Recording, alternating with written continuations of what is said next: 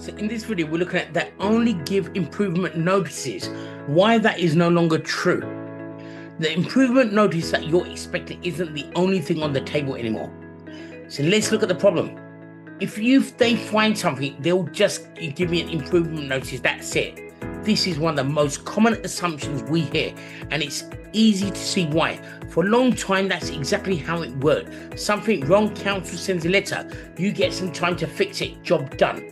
But that's not the full picture anymore. An improvement notice is just one tool the council has, and it's often the smallest one, and normally now it will be the last resort. Assuming that's the worst that can happen in planning for the old school system, not the one that exists now. So what are the consequences of that assumption? Here's what's actually on the table today. Councils can issue civil penalties, fines that come straight out of your pocket, sometimes running into thousands of pounds, right? We've seen fines for 30 to 40,000 pounds, that's common. They can prosecute in more serious cases. If a hazard's bad enough, they can even step in and do the work themselves, then bill you for it, and it's going to cost much more. And separately from anything else, what the council does, your tenant can apply for something called a rent repayment order, where your audits pay back up to 24 months of rent directly to them. So that's not a council fine, that's separate. That's your tenant taking action against you personally, right? And it can happen alongside everything else. So worst case, I get a letter, isn't true anymore.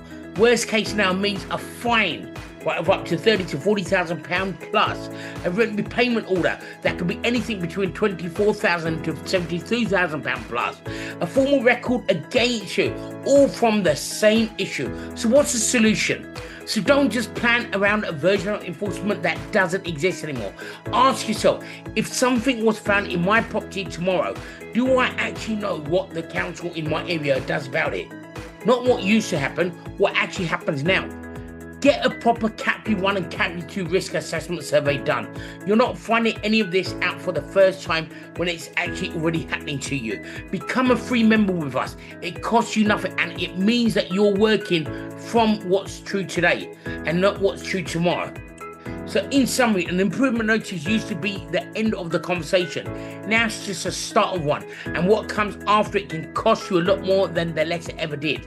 So once again, book your free 30-minute chat with us, at no cost, no pressure. We'll explain exactly what enforcement looks like where you are. Book your risk assessment, Category 1, Category 2 risk assessment, become a free member, and know what's actually at stake before you find out the hard way.